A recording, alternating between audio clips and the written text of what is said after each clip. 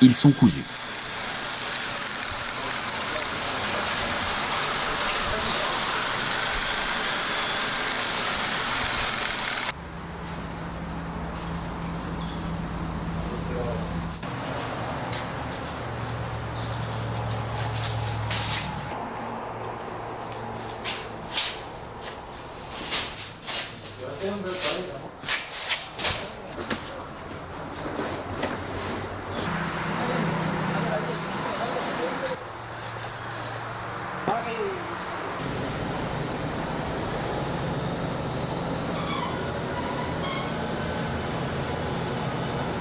Une fois le précieux chargement effectué, le voyage commence sur la mythique panaméricaine jusqu'au port de La Guaira, distant de quelques 600 km.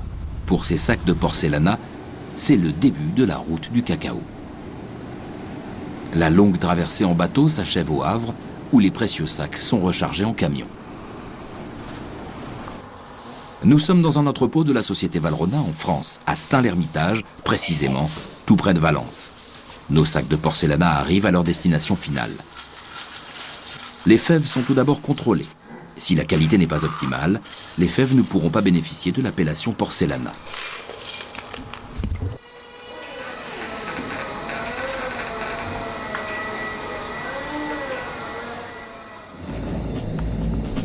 Première étape du process industriel, la torréfaction. Les fèves sont torréfiées dans cette machine appelée torréfacteur, révélant ainsi leurs prémices aromatiques. Elles sont de nouveau contrôlées.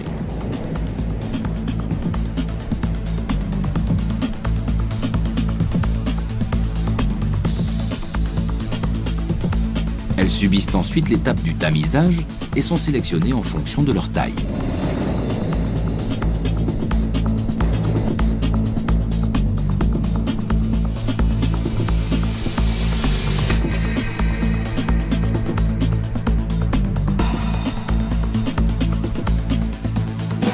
Intervient alors un additif prudemment dosé, le sucre.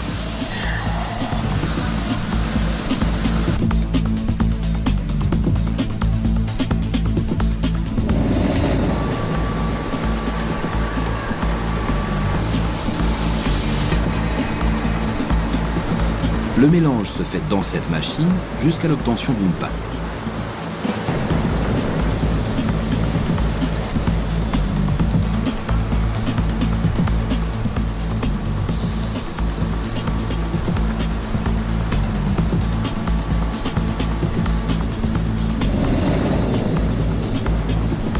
Ces machines, appelées mélangeuses, ont pour fonction de densifier l'onctuosité de la pâte de cacao.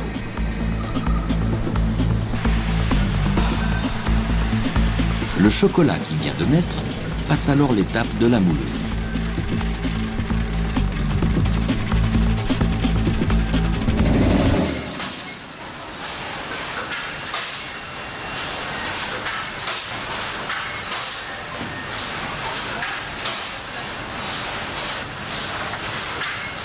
Et voici les fameux carrés de Valrhona.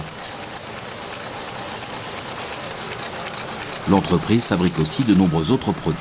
Ainsi, la barre Valrhona est destinée aux nombreux clients pâtissiers chocolatiers.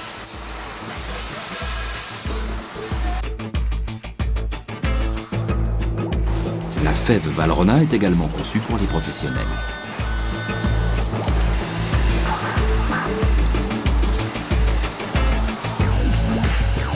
Les bouchées Valrhona font quant à elles le bonheur du grand public.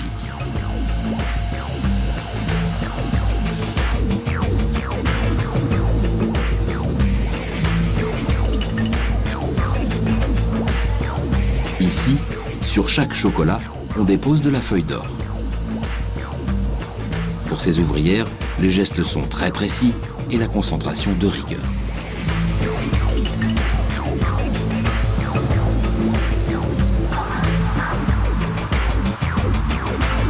Les pralinés nécessitent un process sensiblement différent.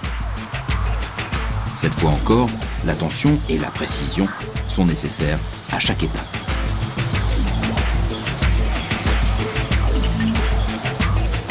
Le résultat est au rendez-vous.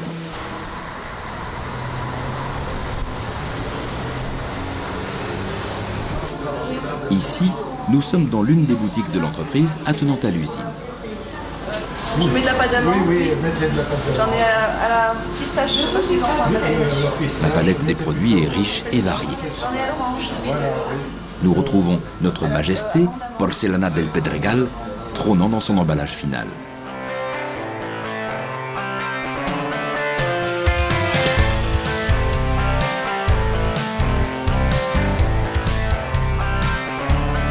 Mais au-delà de ces boutiques, les chocolats Valrhona agrémentent les bonnes tables de plus de 64 pays, à l'image de cet excellent restaurant de la région.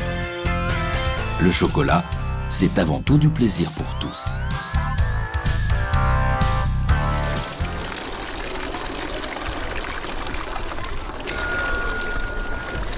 La première mission de l'entreprise Valrhona, c'est de fournir les meilleurs chocolats aux maîtres pâtissiers chocolatiers de France. La boutique date de 1902, c'est mon arrière-grand-père qui l'a créée. Donc je ne me sens pas spécialement investi d'une mission, mais par contre responsable d'une continuité dans ce qu'on nous a légué à travers mon grand-père et mon père. C'est d'ailleurs pas pour rien que l'arrière-grand-père est là-bas sur le mur du fond et en enfilade sur les plans de travail. Donc et je l'ai toujours dit aux collaborateurs, on a quand même l'impression qu'il est là pour surveiller un peu ce qui se passe. Donc ça, pour nous, c'est important.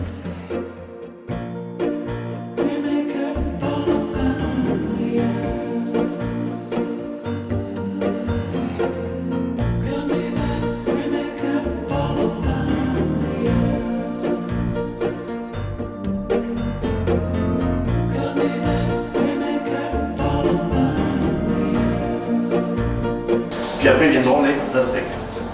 Ce que je trouve extraordinaire, c'est que ça a traversé les siècles. Le nom de ce produit a traversé les siècles, puisque aujourd'hui encore, lorsque vous allez dans les Caraïbes, vous trouvez ce genre de choses-là, ça va fabriquer du chocolat chaud. Et cette chose-là s'appelle toujours bâtonnet de chocolat à l'espagnol.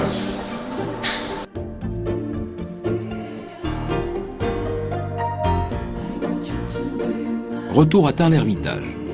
Au sein même de son siège, Valrhona a créé l'école du Grand Chocolat, organisme officiel de formation destiné aux professionnels soucieux de se perfectionner.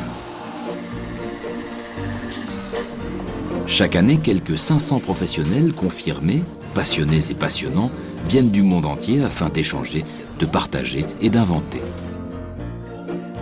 Ici, le chocolat est travaillé avec amour et respect. 3 mots d'ordre dominent dans ce lieu devenu une institution internationale: goût, qualité, créativité.